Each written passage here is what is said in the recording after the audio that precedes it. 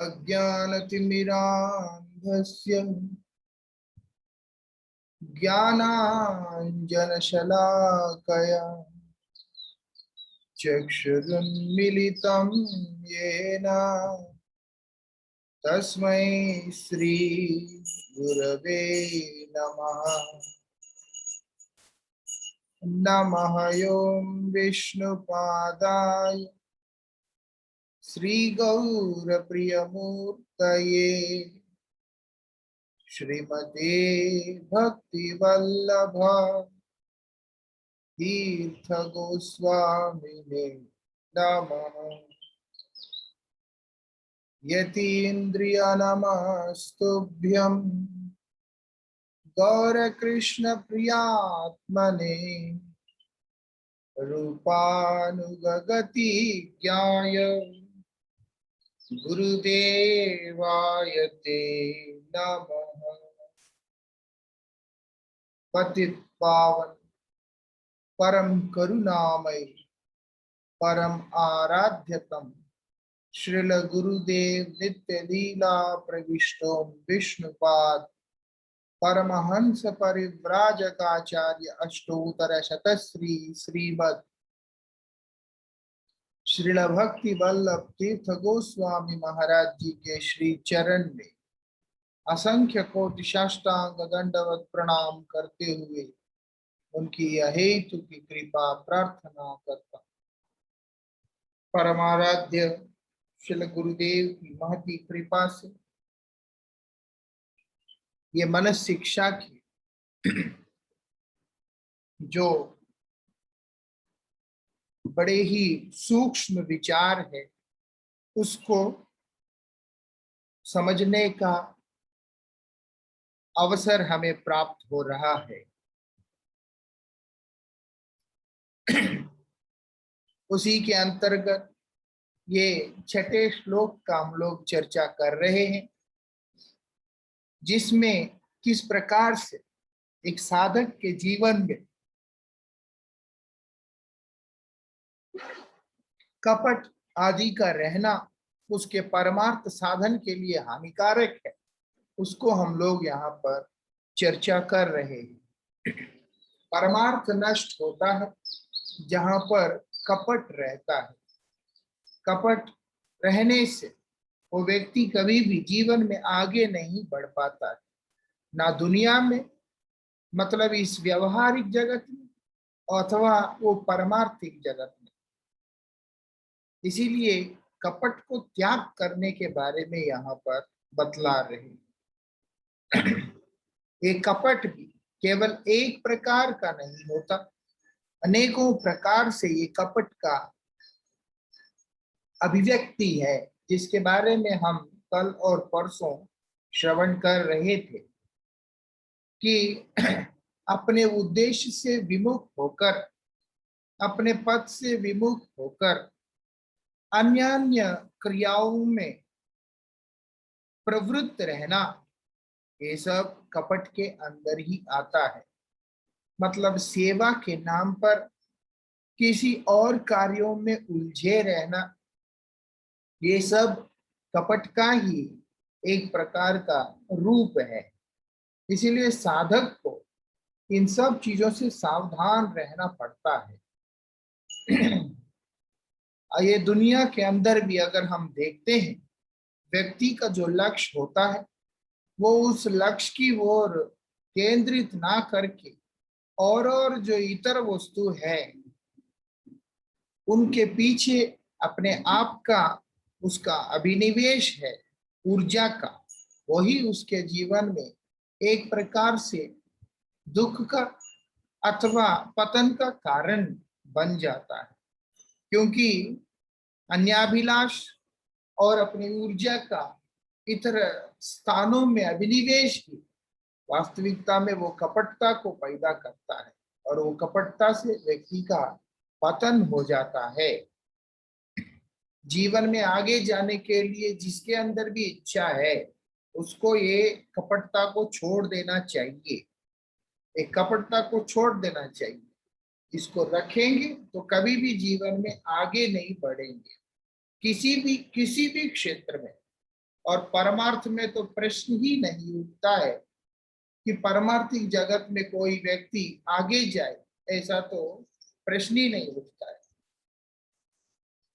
कल हम लोग निरपेक्ष साधकों के लिए चिंता कर रहे थे।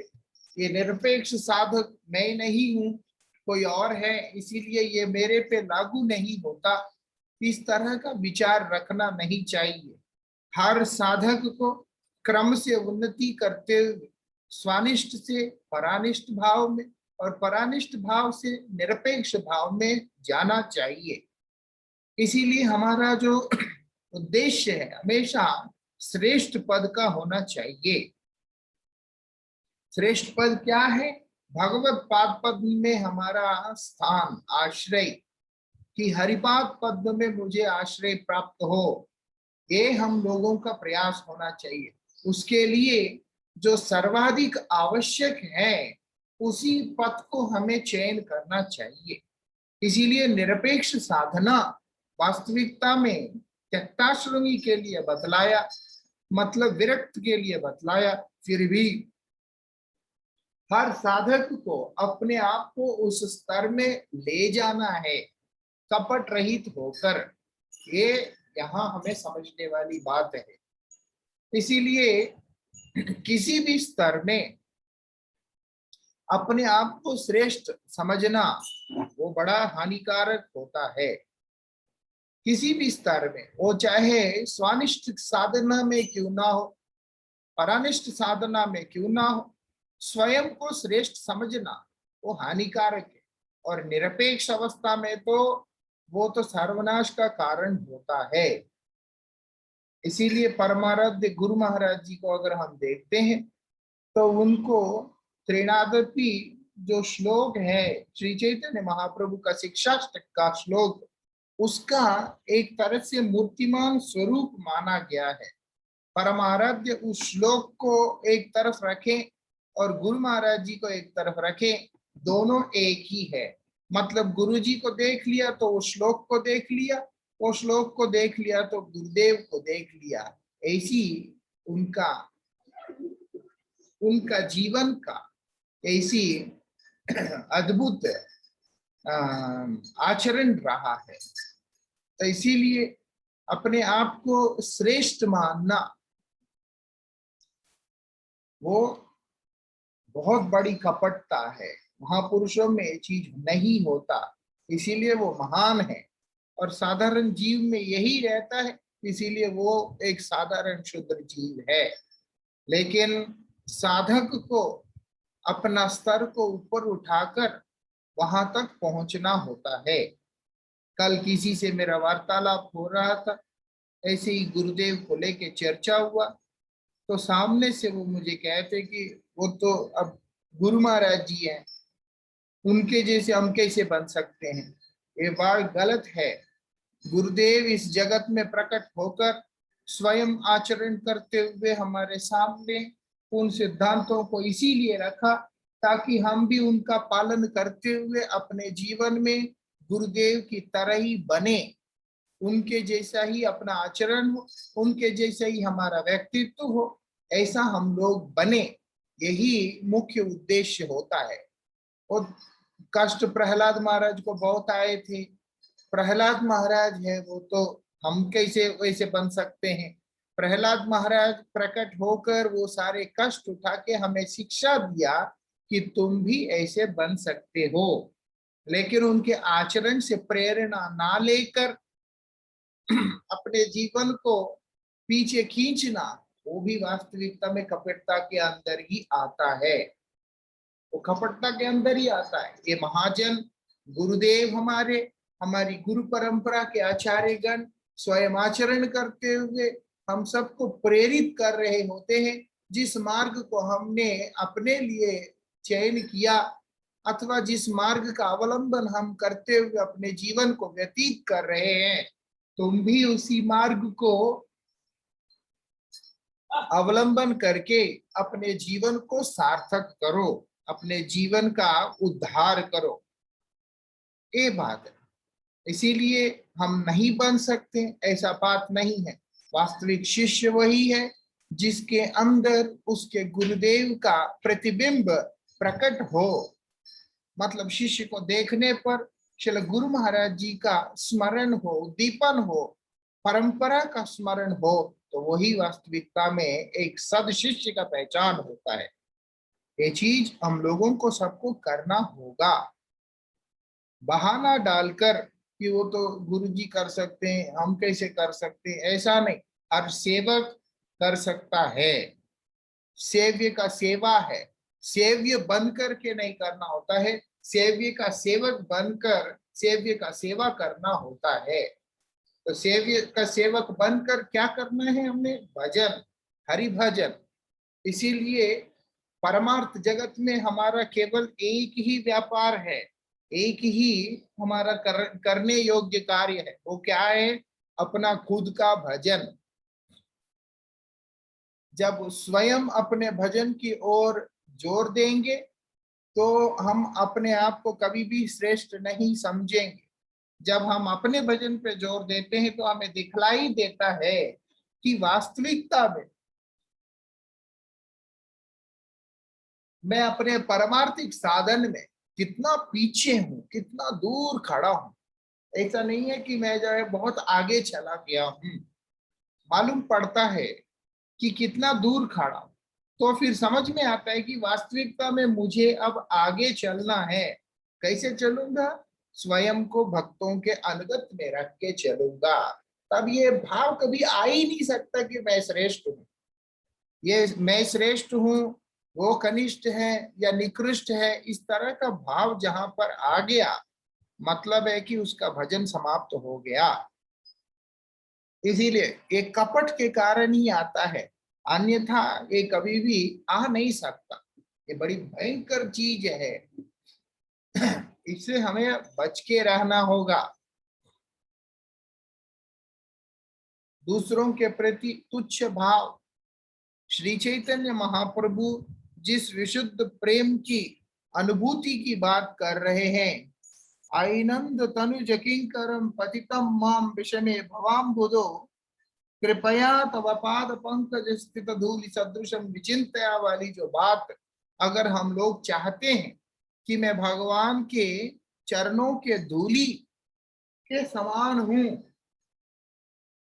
कि मैं भगवान के चरणों का धूलि का कण बनना चाहता हूं, इस प्रकार से कि मैं उनका किंकर हूं, मतलब दासों के दास पतित हो चुका हूं, आपके कृपा विलासी हूं। इस तरह की सारी भावनाएं अगर हमारे हृदय में रहे तो हमें क्या करना होगा? सबसे पहले अपने चित्त को मार्जित करके स्वयं मान का आशा ना करते हुए सभी को मान देते हुए चलना होगा। मतलब पहले के 4 श्लोकों को बड़ी गंभीरता से अध्ययन करना होगा। अध्ययन कैसे करेंगे? आचरण में लाकर चेतो दर्पणम मार्जनम से शुरू करके न धनम न जनम न सुंदरी वाली जो स्थिति है वहां तक जाना पड़ेगा। मम जन्मनि जन्मनीश्वरेर भवतात भक्ति रहे तुकी, आपके श्री चरणों का भक्ति की ही एकमात्र मेरा कामना है, अन्य किसी वस्तु की कामना मुझे नहीं है। ऐसा समझ के साधन करना पड़ता है।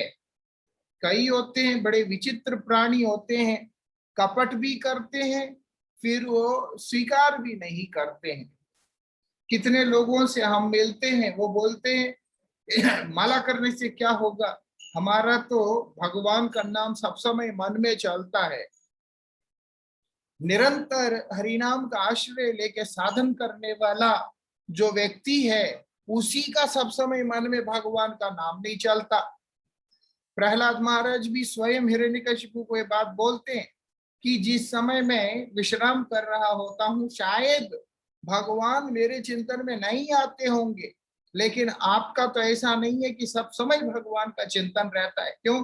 आधी रात को नींद से झट करके उठ जाता है क्रोध में हिरण्यकशिपु, क्योंकि निद्रा के अंदर भी उसको भगवान का ही ध्यान हो रहा है। कहने का तात्पर्य है कि जब प्रहलाद जैसे शुद्ध भक्त, प्रहलाद जैसे भगवत पार्षद इस बात को बोल रहे हैं, और साधारण जीवों का तो कहना ही क्या। और अगर हम देखें तो इस संसार के अंदर जो सब समय भगवान का नाम चिंतन में रहे, ये सहज बात नहीं होता। और ये लोग माला भी नहीं करते, किसी भी प्रकार की सेवा में भी नहीं रहते, नियम के अनुसार अपने जीवन के अंदर जो धनराशि हम अर्जन करते हैं उसका कुछ अंश हमेशा भगवान की सेवा के लिए, कुछ अंश साधुओं की सेवा के लिए, कुछ अंश गोमाता की सेवा के लिए, कुछ अंश दीन जनों की सहायता के लिए रखना आवश्यक होता है। किसी भी प्रकार का दान अथवा सेवा में भी रुचि नहीं रखने वाले व्यक्ति भगवान का नाम का सहारा लिए बिना इसी संसार के अंदर रह के केवल अपना स्वार्थ, अपना सुख, अपना ही चिंतन करने वाले व्यक्ति जब ये शब्द कहते हैं कि हमारे मन में हमेशा भगवान का नाम का ध्यान होता रहता है, उससे बड़ा कपटी इस संसार के अंदर और कोई भी नहीं हो सकता है। तुम्हारे आहार में शुद्धि नहीं, तुम्हारे विहार में शुद्धि नहीं, तुम्हारे आचरण में शुद्धता नहीं, और उसके बाद जिस स्थान पे तुम्हारा वास है वो शुद्ध नहीं, पवित्र नहीं, ऐसी स्थिति के अंदर और ऊपर से तुम्हारे जीवन में सद्गुरु का उपस्थिति भी नहीं, तो फिर भगवान का कृपा कहाँ से होगा?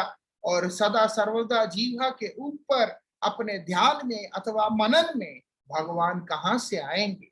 ये सारी चीजों को चिंतन ना करते हुए केवल काल्पनिक भावों में जीते हुए जो लोग हमेशा ये बात बोलते रहते कि भगवान हमेशा मेरा मन में है, मेरे चिंतन में है, मेरे स्मरण में है, वो लोग ही सबसे बड़ा दुर्भागाओं में से एक होते हैं। ये सारी चीजों को कपट का संज्ञा दिया, बोले कभी भी ऐसे काम नहीं करना है कभी भी ऐसे काम नहीं करना है, और खुद को हमेशा अहंकार अपने अंदर लेकर के नहीं आना है। मैं उससे बढ़िया गा सकता हूँ, मैं उससे ज्यादा ज्ञान रखता हूँ, मैं उससे ज्यादा मशहूर आदमी हूँ, या मेरे से जो है बहुत खुश हैं गुरुजी, मेरे से खुश हैं, इस तरीके की सारी चीजें अहंकार है। अगर गुरुजी तुमसे प्यार करते हैं तो ये तुम्हारा सौभाग्य है कि इतने सारे सेवकों में से गुरुजी का कृपा तुम पे हुआ कि वो तुम्हें अपना बना करके प्यार कर रहे हैं। उसका मान करना चाहिए, सम्मान करना चाहिए। लेकिन लेकिन मैं खास हूं, मैं कुछ हूं, ऐसे सोचकर जो लोग खड़े रहते हैं वो लोगों का जिंदगी बर्बाद हो जाता है। हमेशा ये चीज हमें ध्यान रखना होता है कि मैं जो है विशेष हूं, ये ठीक नहीं है। और उसके बाद जो जरूरत नहीं है सो जरूरत नहीं है, जो है जरूरत ही नहीं है जो वस्तु का, उसको किस लिए लेना? वो सारी चीजों को आ रहे बोल करके कुछ भी रख लो, इस तरह की वृत्ति भी बहुत ज्यादा खराब है। आगे क्या बोलते हैं? निरपेक्ष साधकों के लिए ये बहुत बड़ी बात यहाँ पर बताया श्रील भक्ति विनोद ठाकुर जी महाराज। क्या बोलते हैं? बोलते हैं कि वैरागी वेश का सम्मान देना, मतलब है कि लाल कपड़े का सम्मान करना, विरक्त मार्ग का, विरक्त वेश का सम्मान करना, और उसके बाद उससे जुड़े हुए जितने भी विधि है, वैरागी को कैसे रहना है, उन सब के प्रति बहुत ज्यादा आग्रह रखना, और उस आग्रह रखने के कारण मतलब रुचि रखना, उसके कारण भगवान के प्रति आसक्ति का क्षीण होना, ये भी बहुत बड़ी कपटता के अंदर ही आता है। मतलब है कि बहुत ज्यादा जरूरी क्या है? कृष्ण रति, कि कृष्ण में हमारी आसक्ति हो, ये जरूरी है। वो छोड़कर कि ज्यादा सम्मान जो है अपने वैरागी वेश के प्रति जिन लोगों का होता है, अथवा अपने वैरागी धर्मों को पालन करने का रुचि जिसमें होता है, शास्त्र कह रहे हैं कि वो भी कपटता ही है। कहने का मतलब है कि भगवान की सेवा के लिए जरूरत पड़े तो वैराग्य को भी त्याग करना, ये वास्तविकता में भक्ति है, ये वास्तविकता में साधना है। वैराग्य किस काम का? जहां पर भक्ति ही ना हो, जहां पर भगवान के प्रति प्रेम ही ना हो, वहां पर उस वैराग्य का वास्तविकता में क्या तात्पर्य है? कोई तात्पर्य नहीं है। इसीलिए अन्य जो साधकों के द्वारा किए जाने वाला कर्म, लिए जाने वाला कर्म संन्यास अथवा इस सांसारिक विषय भोगों का त्याग को शास्त्र पूर्ण रूप से खंडन करते हैं कि क्योंकि इसके द्वारा कोई भी प्रयोजन सिद्ध होने वाला नहीं है, इसके द्वारा किसी भी प्रकार का लाभ होने वाला नहीं है। वास्तविकता में क्या है? भगवत सेवा के लिए अनुकूल, यहाँ तक ये बोल दिया कि भगवत सेवा के लिए अनुकूल पदार्थों को विषय बोल करके चिंतन करना भी बहुत बड़ा दोष है। इसीलिए एक वैरागी व्यक्ति वास्तविकता में वही है जिसका भगवान में अनुराग है। परमाराध्य शिल परम गुरुपाद पद्म नित्य लीला प्रविष्टो विष्णुपाद शिल भक्त दैत माधव गोस्वामी विष्णुपाद जी महाराज इस बात को बतलाते हैं कि वैराग्य शब्द का वास्तविक अभिप्राय क्या है। अक्सर लोगों के विचारों के अनुसार, शास्त्र के एक विचार के अनुसार विगत राग ही वैराग्य है। जहां पर राग विहित होंगे वहां पर द्वेष के साथ संयुक्त होंगे। राग द्वेषों से अतीत एक ऐसी अवस्था जहां पर विशिष्ट परम पुरुष अनुराग स वैराग, मतलब परम पुरुष भगवान का प्रति, परम पुरुष भगवान के प्रति क्या है? विशेष रूप से अनुराग, उसी को वैराग्य बोल के शास्त्रों में बतलाया, उसी को वैराग्य बोल के कहा शास्त्रों में।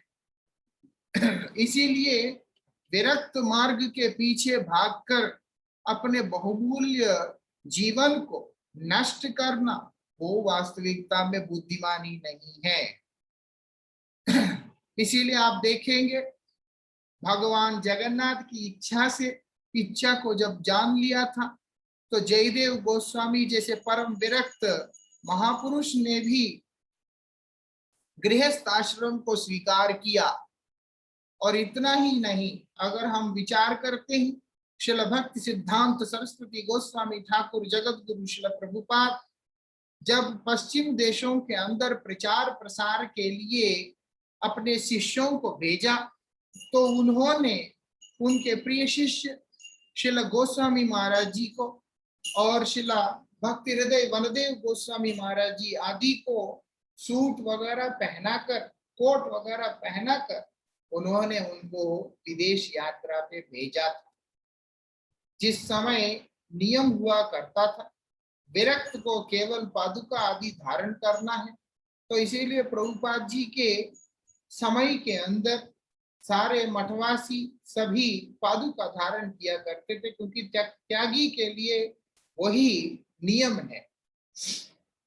लेकिन जिस समय श्रील प्रभुपाद ने श्रील भक्ति हृदय वन गोस्वामी महाराज जी को विदेश भेजने का विचार बनाया तो उन्होंने उनके लिए कपड़े भी सिलवाए और साथ ही उन्होंने उनके लिए जूते भी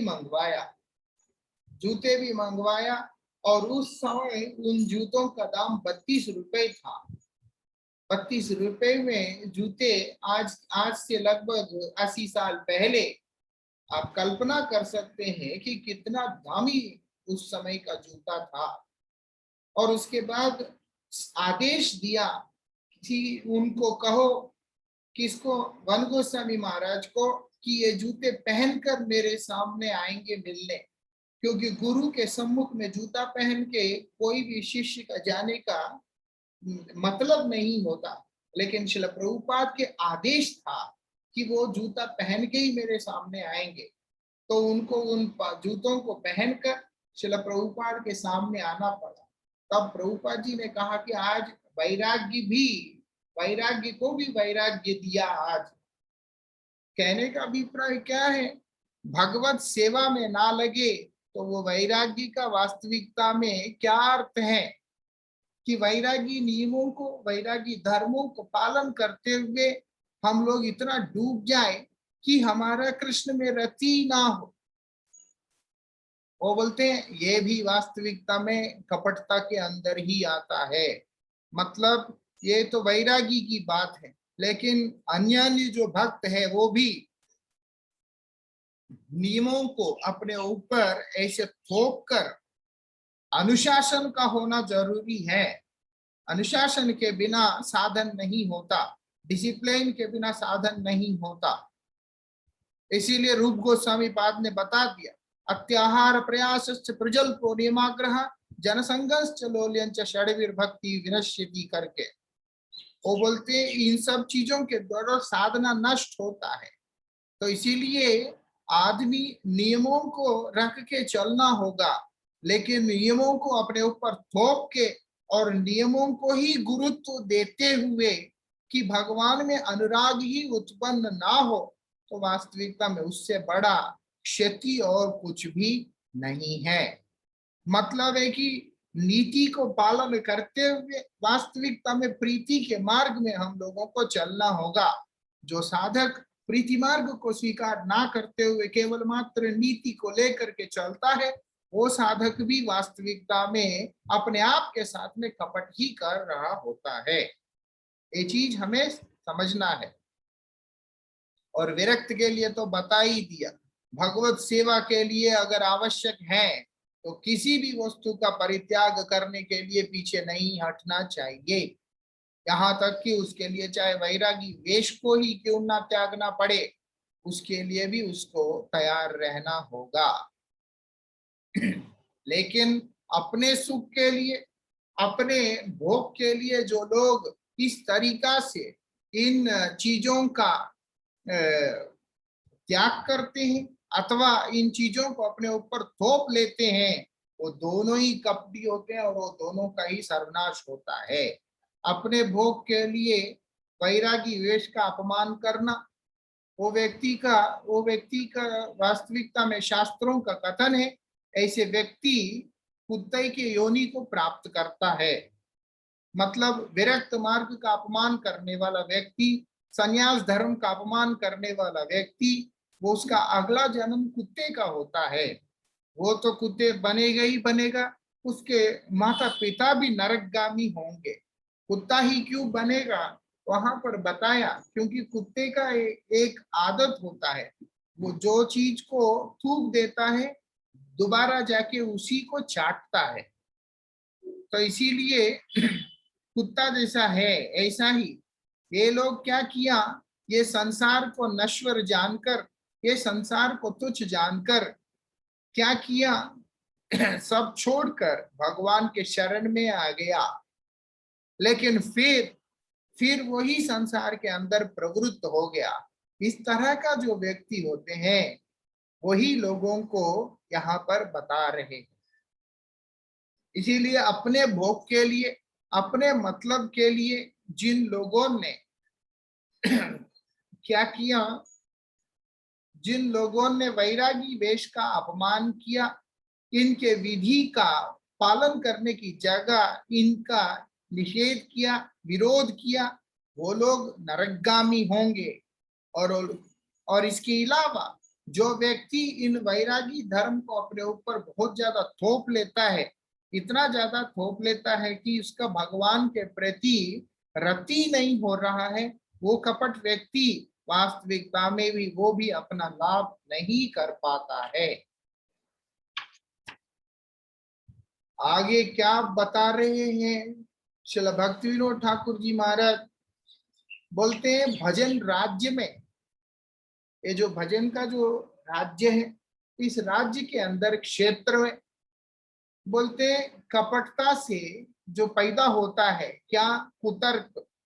कपटता है तो वहां पर कुतर्क होगा। तर्क में असुविधा नहीं है। तर्क जो है जब तक कि वो परिप्रश्न भाव से है, जानने की इच्छा से है, तब तक तर्क जो है पूरी तरह से शास्त्र सम्मत है। तर्क तो होता ही है, जब कोई बात हम सुनते नहीं समझ में आता है, उसके लिए सामने से काउंटर होता है, कोई ऐसी चर्चा होता है, तो उसको कोई आपत्ति नहीं है। लेकिन क्या बता रहे हैं यहाँ पर, तर्क हो सकता है लेकिन कुतर्क नहीं। ये कुतर्क कहाँ से पैदा हो रहा है? कपटता से पैदा हो रहा है। जो कपटी है उसके अंदर ही कुतर्क होता है। कपटी कौन है? कल परसों और अभी तक जो हमने सुना, इसी तरीका से आचरण करने वाले लोग, ये सब कपटी हैं। वो क्या कर रहा है? उसका अपना सिद्धांत बनता है। अब कई वो शास्त्र के सिद्धांत के अनुसार अपने जीवन को चलाएगा नहीं, उसका अपना सिद्धांत होता है। मैं ऐसा समझता हूं। तेरा दिमाग कितना है, तेरा समझ कितना है? तुमको तो अपना बुद्धि नहीं समझ में आ रहा है, अपना मन नहीं समझ में आ रहा है कि मैं अब क्या करने वाला हूँ, कैसे रहने वाला हूँ, क्या मेरा जीवन का गति होने वाला है। खुद को ही कुछ नहीं समझ में आता है। लेकिन वो ये सारी शास्त्रों को लेकर, ये सारे भक्ति को लेकर, हर चीज को लेकर अपना जो मत पे आता है। बहुत सारे लोग होते, मैं तो ऐसा मानता हूं। तुम्हारे मान्यता प्रामाणिक थोड़ा ना होता है, मान्यता शास्त्र का प्रामाणिक होता है। लेकिन कपटी होने के कारण, जो अपना ही अमंगल होते हुए भी नहीं समझ पाने के कारण, वो मूर्ख इस तरह के विचारों को लेकर के चलता, अपने ही सिद्धांत बना के चलता है। सिद्धांत हर व्यक्ति का अपना नहीं चलता है, शास्त्र का हिसाब से चलता है।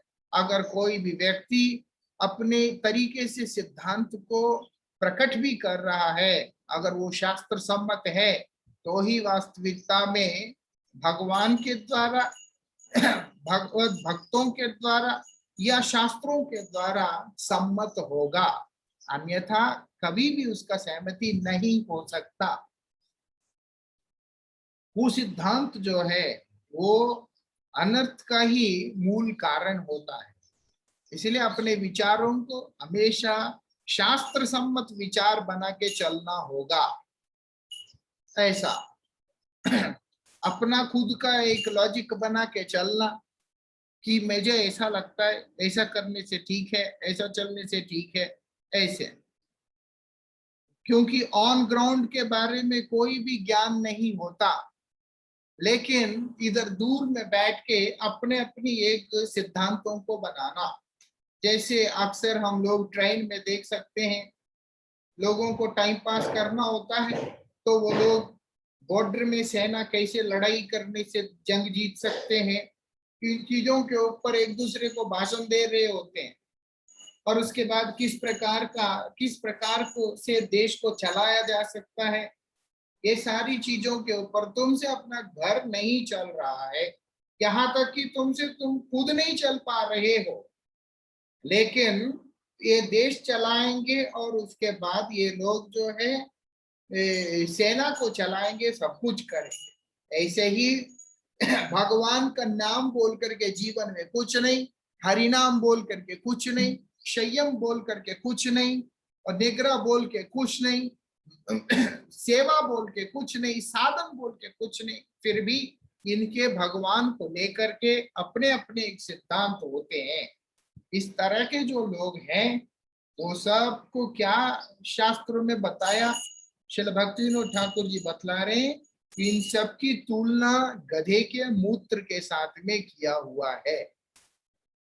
कुसिद्धांत, ये जितने भी अनर्थ व्यक्ति के जीवन में है, इन सबको गधे के मूत्र के साथ में तुलना कर दिया। क्षरम मूत्र बोलते हैं। और ऊपर से कैसा मूत्र है? राशि, जलाने वाला, जलाने वाला है। बोलते हैं ऐसे गधे का मूत्र में स्नान करते हुए उनको क्या लग रहा है? मैं बहुत पवित्र हो रहा हूं, क्योंकि उसका सिद्धांत उसको सुख दे रहा है।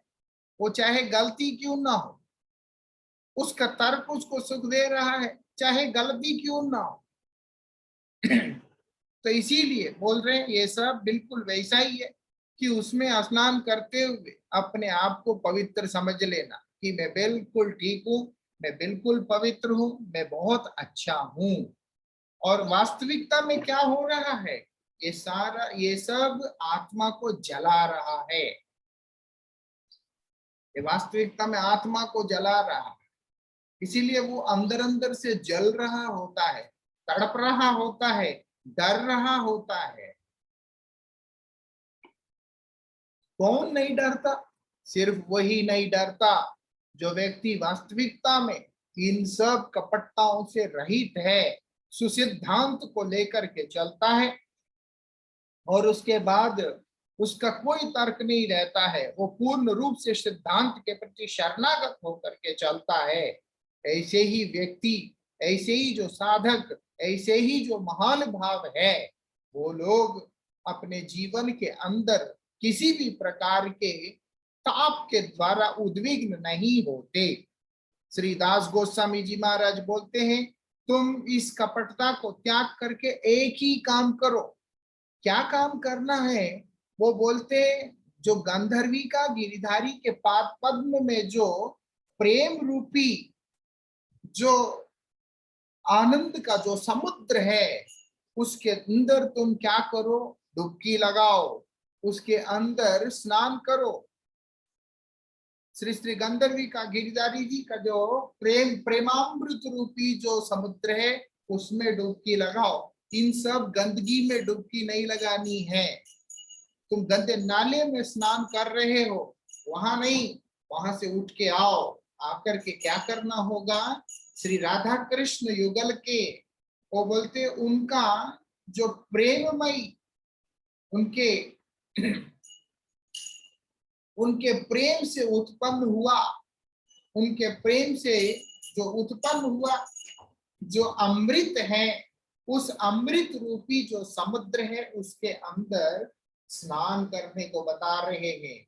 मतलब क्या है? मतलब है कि उनके नाम, उनके रूप, उनके गुण और उनके लीला आदि के द्वारा, आदि का चिंतन करते हुए उसमें निमग्न रहने के लिए यहाँ पर बतलाया जा रहा है। मतलब कुतर्क कुसिद्धांतों को सबको किनारा लगाकर केवल अपना ध्यान उनके नाम, उनके रूप, उनकी गुण आदि लीलाओं में ही अपने आप को लगा करके रखना। स्नान करना मतलब वो पानी नहीं होता कि हम उठा करके 2 मग सिर पे डाल लेंगे। कहने का मतलब है कि वो अमृत है, वो रस है। किस रूप से है? अनुभूति के रूप से है। और कहां से निकलता है? उनके नाम से, उनके रूप से। इसीलिए बोलते हैं कि क्योंकि समुद्र के साथ क्यों तुलना कर रहे हैं? क्योंकि अनंत होने के कारण। और कैसे तुलना है? अमृत है। ये अमृत किसके लिए है? कान के लिए अमृत है। कान में इस अमृत का बिंदु जब पड़ता है तो आदमी क्या करता है? वो हृदय में प्रवेश करके सर्वेंद्रियों को स्तब्ध कर देता है। यही विशेषता है। मतलब सर्वात्म स्नपलम हो जाता है उसका, पूरी तरह से वो उस रस में डूब जाता है। इसलिए यहाँ पर बोल दिया कि नाम चिंतन करो, रूप चिंतन करो, गुण चिंतन करो, लीला चिंतन करो। और परमाराध्य श्री गुरु महाराज जी बोलते हैं, रूप गुण लीलाओं को समझने के लिए सर्वप्रथम नाम का चिंतन करना आवश्यक है। नाम का जब हम चिंतन करेंगे, नाम का आश्रय लेंगे, तो नाम प्रभु कृपा करके अपना रूप को प्रकट करते हैं। नाम प्रभु कृपा करके अपने गुणों को प्रकट करते हैं और लीलाओं को प्रकट करते हैं। उसके बाद जाकर के रूप गुण लीला आदि का चिंतन होता है।